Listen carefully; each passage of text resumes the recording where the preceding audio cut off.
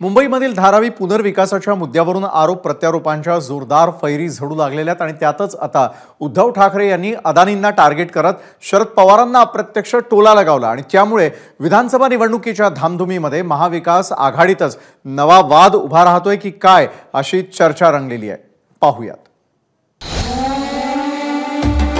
अदानी कोणाचे मित्र, अदानी कोणाचे शत्रू, अदानी काय माझे शत्रू नाहीयेत, पण जो मुंबईचा शत्रू तो माझा शत्रू। तो कोणाचाही मित्र असू दे, कोणाचाही शत्रू असू दे, जो मुंबईचा शत्रू तो मुंबईकरांचा शत्रू।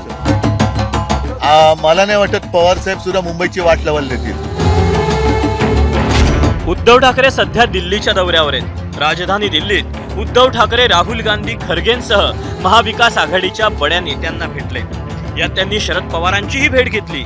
मात्र शरद पवारांना भेटण्याआधी उद्धव ठाकरेंनी पत्रकार परिषदेत एक वक्तव्य केलं, ज्याची जोरदार चर्चा रंगली आहे। शरद पवारांनी गेल्या आठवड्यात मुख्यमंत्री एकनाथ शिंदे यांची भेट घेतली होती।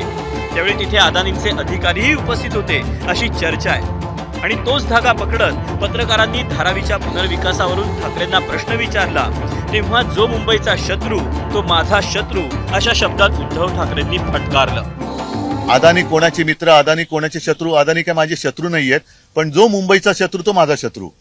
त्याच्यामुळे जो कोणी मुंबईची विल्हेवाट लावायला येत असेल त्याला मी मुंबईची विल्हेवाट लावू देणार नाही। तो कोणाचाही मित्र असू दे, कोणाचाही शत्रू असू दे, जो मुंबईचा शत्रू तो मुंबईकरांचा शत्रू। आणि मला नाही वाटत पवार साहेब सुद्धा मुंबईची वाट लावायला देतील। धारावीतल्या लोकांना अपात्र ठरवून मुंबईमध्ये एका धारावीच्या 20 धाराव्या करण्याचा डाव जो आताचं जे मिंदे सरकार करतंय आणि त्याच्या अदानींच्या मार्फत करतंय तो आम्ही काही होऊ देणार नाही। मुंबईची विल्हेवाट आम्ही कोणी आला तरी त्याला लावू देणार नाही। मुंबईमध्ये एका धारावीच्या 20 धाराव्या आम्ही होऊ देणार नाही। धारावीच्या मुद्द्यावरून उद्धव ठाकरे चांगलेच आक्रमक झाले। आता त्यावरून उद्धव ठाकरेंनी शरद पवारांनाही टोला लगावला।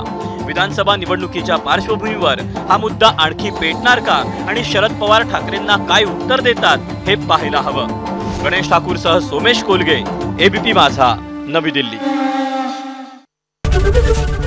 एबीपी माझा, उघडा डोळे बघा नीट।